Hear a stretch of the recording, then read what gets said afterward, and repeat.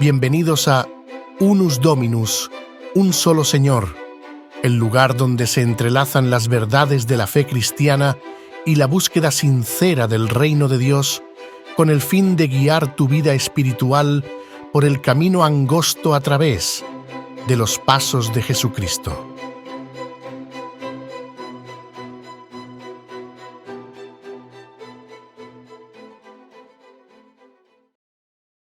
Capítulo 19 de la Ley de Dios.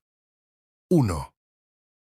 Dios le dio a Adán una ley, como un pacto de obras, por la cual lo comprometió a él y a toda su posteridad a una obediencia personal, completa, exacta y perpetua.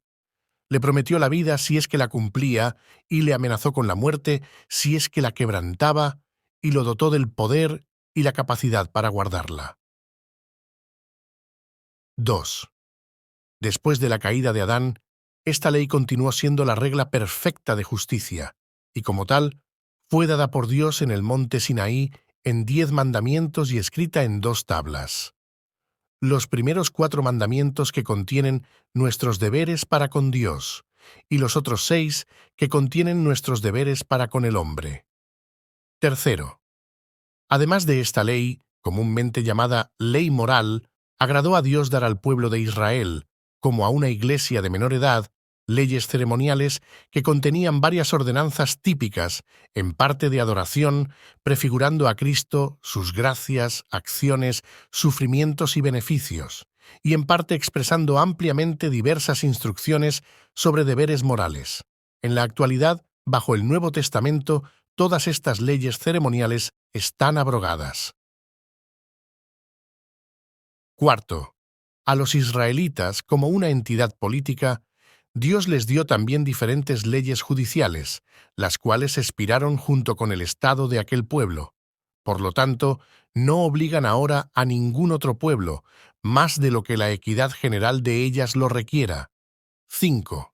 La ley moral obliga por siempre a todos, tanto a los justificados como a los que no lo son, a que se le obedezca. Esto no solo con respecto al contenido, sino también con respecto a la autoridad de Dios, el Creador quien la dio. En el Evangelio, Cristo en ninguna manera disolvió esta ley, sino que más bien reforzó la obligación de cumplirla. 6. Aunque los verdaderos creyentes no están bajo la ley, como un pacto de obras, para ser justificados o condenados por ella. Sin embargo, es de gran utilidad para ellos como también para otros.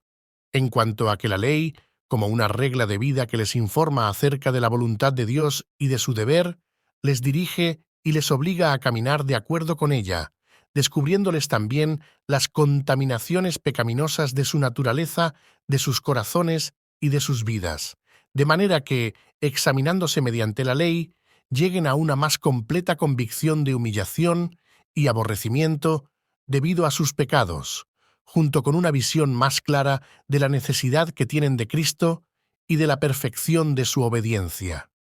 Es igualmente de utilidad a los regenerados para restringir sus corrupciones, ya que prohíbe el pecado, y sus amenazas sirven para mostrarles lo que aún merecen sus pecados y cuáles son las aflicciones que les esperan por causa de ellos en esta vida, pese a que están libres de la maldición con que les amenaza la ley.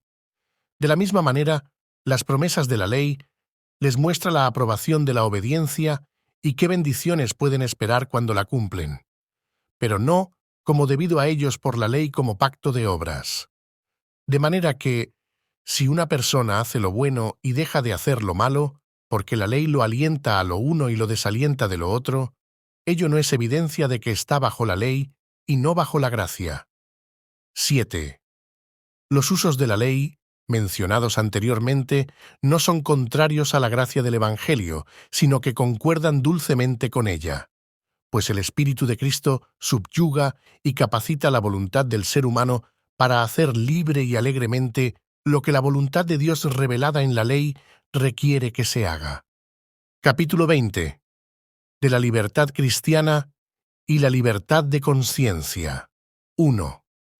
La libertad que Cristo ha comprado para los creyentes que están bajo el Evangelio consiste en su libertad de la culpa del pecado, de la ira condenatoria de Dios, de la maldición de la ley moral, y en ser liberados de la maldad del presente mundo, de la esclavitud a Satanás y del dominio del pecado, del mal de las aflicciones, del aguijón de la muerte, de la victoria del sepulcro y de la condenación eterna. Su libertad consiste también en su libre acceso a Dios y en rendirle obediencia, no por temor servil, sino por amor filial y una mente voluntaria. Todas estas libertades fueron también comunes a los creyentes que estaban bajo la ley, pero bajo el Nuevo Testamento la libertad de los cristianos se ha ampliado mucho más, pues están libres del yugo de la ley ceremonial, a la cual fue sujetada la Iglesia judaica, y en mayor confianza para acceder al trono de la gracia y en participaciones más plenas del libre Espíritu de Dios, que aquellas de las cuales ordinariamente participaron los creyentes bajo la ley. 2. Dios es el único Señor de la conciencia, por tanto, en asuntos de fe y adoración, la ha dejado libre de doctrinas y mandamientos humanos, que sean contrarios a su palabra o añadidos a ella. De manera que creer u obedecer de conciencia tales doctrinas o mandamientos es traicionar la verdadera libertad de conciencia, y el requerimiento de una fe implícita y de una obediencia absoluta y ciega es destruir la libertad de conciencia y también la razón. 3. Aquellos que bajo el pretexto de la libertad cristiana cometen y practican algún pecado o abrigan algún deseo impuro, destruyen de este modo el propósito de la libertad cristiana, el cual consiste en que, siendo librados de las manos de nuestros enemigos, sirvamos al Señor sin miedo, en santidad y rectitud delante de Él, todos los días de nuestra vida. 4. Aquellos que bajo el pretexto de la libertad cristiana se opongan a cualquier poder legítimo o al legítimo ejercicio del mismo, ya sea civil o eclesiástico, resisten a la ordenanza de Dios.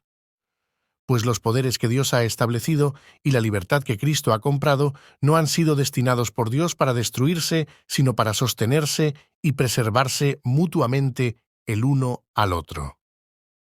Además, los que publican tales opiniones o mantienen tales prácticas, puesto que son contrarias a la luz de la naturaleza o a los principios conocidos del cristianismo, ya sean tocantes a la fe, a la adoración o a la conducta, o al poder de la piedad, o a tales prácticas u opiniones erróneas, ya sea según su propia naturaleza o en la manera de publicarlas o mantenerlas, son destructores de la paz externa y del orden que Cristo ha establecido en la Iglesia. Los tales pueden ser legítimamente llamados a dar cuentas y procederse contra ellos mediante la censura de la Iglesia y mediante el poder del magistrado civil.